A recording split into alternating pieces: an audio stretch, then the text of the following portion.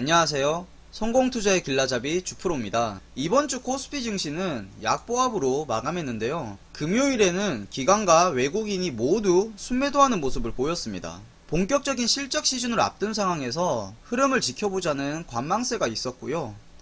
코로나 델타 변이의 확산 우려 등으로 지수 변동이 제한적인 눈치보기 장세가 펼쳐졌습니다. 그래서 요즘은 종목들도 눈치보기가 심한 느낌인데요. 얼마 전까지만 해도 코로나 이후를 대비하는 종목들의 흐름이 좋았습니다. 여행이나 항공, 카지노 등 저도 몇 번이나 말씀드렸고 상승률도 높았는데요. 요즘은 흐름이 다시 게임주로 이동하는 모양새입니다. 지금 보시는 화면은 펄어비스의 일봉 차트입니다. 제가 6월 9일에 구독자분들께 6월이 가기 전에 매수해야 할 종목이라고 소개해드렸는데요. 그때 이후로 상승 추세를 보여주다가 6월 말에는 잠깐 조정을 받았습니다. 그리고 6월 29일부터 갑자기 급등하기 시작했습니다. 이번 주 금요일까지 급등하면서 약 40% 이상의 상승률을 보여줬습니다. 펄어비스가 급등한 이유는 중국 판호를 획득했다는 소식 때문이었습니다.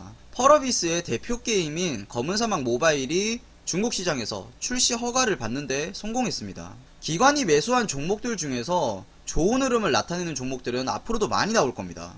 오늘 또 저평가 우량주 위주로 준비를 해봤습니다. 끝까지 시청하셔서 알짜 정보와 좋은 종목들 잘 챙겨가시길 바라겠습니다. 첫 번째 종목은 넷마블입니다. 넷마블은 주식성공TV 유튜브에서 한번 소개해드렸던 종목이기도 한데요. 요즘 펄어비스와 카카오게임즈 같은 게임주들의 흐름이 좋은 편입니다. 펄어비스는 이미 유튜브에서 알려드렸고 카카오게임즈는 어제 급등을 했기 때문에 다른 게임주도 한번 살펴봤는데요. 그러다가 눈에 띈 종목이 바로 넷마블입니다. 넷마블은 2011년에 CJ ENM으로부터 물적 분할돼서 설립된 기업인데요. 넷마블 넥서스와 넷마블 N2 그리고 넷마블 네오 등의 자회사가 개발한 게임을 퍼블리싱하는 사업을 전문적으로 영위하고 있습니다. 2016년에는 리니지2 레볼루션 흥행에 성공하면서 대형 게임사로서의 입지를 다시는 계기가 됐습니다.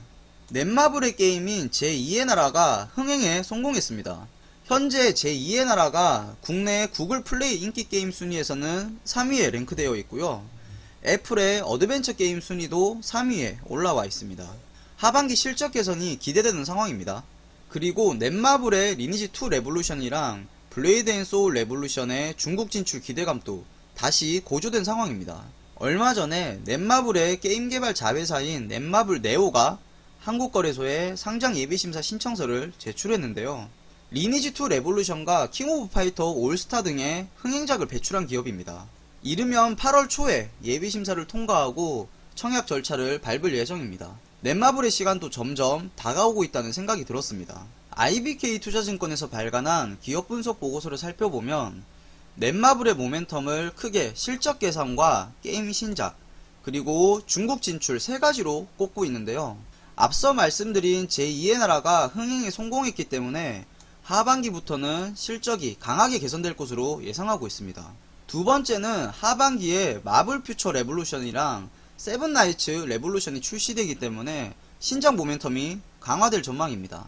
마지막으로는 펄어비스의 검은사막 모바일이 중국 판호를 획득했기 때문에 넷마블의 리니지2 레볼루션이랑 블레이드 앤 소울 레볼루션도 중국 진출 기대감이 고조될 것으로 예상됩니다. 이런 모멘텀을 바탕으로 올해 실적을 추정해보면 매출액은 약 2조 6,800억에 영업이익은 3,000억으로 영업이익이 전년 대비 약 10% 증가할 것으로 예상됩니다. 그럼 차트도 살펴보겠습니다. 넷마블의 월봉 차트를 보면 작년 9월에 최고점을 찍고 내려왔는데 그 이후로는 계속 횡보하고 있습니다.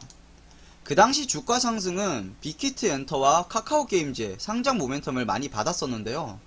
지금은 작년 말부터 계속 횡보 중이다가 지난달부터 조금씩 올려주는 모습을 보이고 있습니다. 이 횡보 구간을 돌파한다면 좋은 흐름을 이어갈 가능성이 높아 보입니다. 주봉을 보시면 주봉상 정배열을 만들면서 저점을 점점 높여주고 있습니다. 15만원 구간을 돌파할지가 관건인데 게임주 중에서 아직은 바닥에 있는 종목으로 생각됩니다. 이번에 돌파 시도를 했을 때 다시 횡보할지 아니면 상승세를 보여줄지 지켜볼 필요가 있겠습니다. 마지막으로 일봉도 살펴보면 고점과 저점이 명확하게 보이는데요. 올해 들어서 고점은 약 15만원, 저점은 약 12만 3천원 정도 밴드에서 계속 횡보 중입니다. 그러다가 6월 말에 13만원을 저점으로 딛고 다시 상승하고 있습니다. 지금까지는 저항 라인과 지지 라인을 이탈하지 않았는데요. 펄어비스와 카카오 게임즈를 잇는 다음 타자가 넷마블이 될지 아니면 이번에도 고점 부근에서 다시 하락할지 주목할 필요가 있겠습니다. 주의하실 점은 얼마 전에 기관과 외국인의 동반 매수가 들어왔지만 꾸준한 매수세는 아니었습니다. 그리고 넷마블은 본업인 게임 실적보다 지분 투자 등의 이슈를 더 많이 받아온 기업입니다. 이 부분은 꼭 기억하시고 본인이 투자할 때 모멘텀을 정확히 판단할 필요가 있습니다. 두 번째 종목은 롯데정밀화학입니다. 롯데정밀화학은 가성소다와 같은 일반 화학 제품과 ECH, 메셀로스와 같은 정밀화학 제품 등을 주력으로 생산하는 기업입니다. 롯데정밀화학의 사업부문은 크게 케미칼 사업부문과 그린소재 사업부문으로 나뉘는데요. 여기서 그린소재 사업부는 셀룰로스 계열의 고부가가치 제품을 주로 생산하고요. 케미칼 사업부는 염소 계열과 암모니아 계열의 제품을 주로 생산합니다. 암모니아랑 셀룰로스 두 가지가 롯데정밀화학의 주력 제품군으로 자리하고 있습니다. 셀룰로스는 산업 용도에 따라서 여러가지 명칭으로 불리는데요. 먼저 시멘트 물선 향상제인 메셀로스가 있고요. 페인트 용도로는 햇셀로스, 의약용 캡슐은 애니코트, 식품용은 애니에디로 불리면서 광범위한 산업 분야에서 널리 사용되는 제품입니다. 수소경제 시대에 암모니아가 급부상하고 있는데요. 원래 암모니아는 비료나 합성섬유의 주요 원료로 사용됐고 프레온과 함께 냉장고의 냉매로도 사용되는데요. 하지만 요즘은 친환경 에너지 시대에 발맞춰서 다양한 역할로 주목받고 있습니다. 수소 캐리어로 암모니아의 역할이 부상하고 있는데요. 그리고 선박용 탄소 중립 연료로도 쓰임새가 확대될 전망입니다. 암모니아를 보는 시각이 달라지고 있다는 겁니다. 신동빈 회장의 롯데정밀화학 방문이 많아지고 있는데요.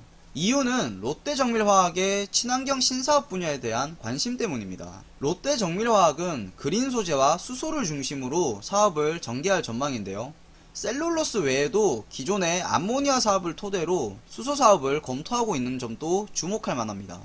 하나금융투자에서 발간한 기업 분석 보고서를 살펴보면 롯데정밀화학의 2분기 추정 영업이익이 524억으로 시장 예상치를 10% 상회할 것으로 전망하고 있습니다. 염소 부문 실적이 전분기 대비해서 200% 개선될 전망이고 특히 ECH는 전분기에 마이너스 3억에서 플러스 100억으로 큰 폭으로 개선될 것으로 추정하고 있습니다. 올해 롯데정밀화학의 실적 개선이 두드러지는 이유가 염소 부문과 셀룰로스 때문인데요. 염소 부문은 주택과 건설, 그리고 제조업의 전방 시장이 개선되면서 수요가 견조한 흐름을 보일 것으로 예상되고요. 셀룰로스는 물류 비용 완화랑 판매 가격 인상, 그리고 증설 효과로 큰 폭의 이익 성장이 기대됩니다. 이런 점을 고려해서 올해 실적을 추정해보면 매출액은 약 1조 6천억에 영업이익은 2,200억으로 영업이익이 무려 58%나 증가할 것으로 예상됩니다. 롯데정밀화학의 수급 현황을 보면 최근까지 거의 보이지 않았던 기관의 매수세가 얼마 전부터 들어오고 있습니다. 6월까지만 해도 뜸했던 기관의 매수세가 6월 30일부터 3일 연속으로 순매수 중인데요.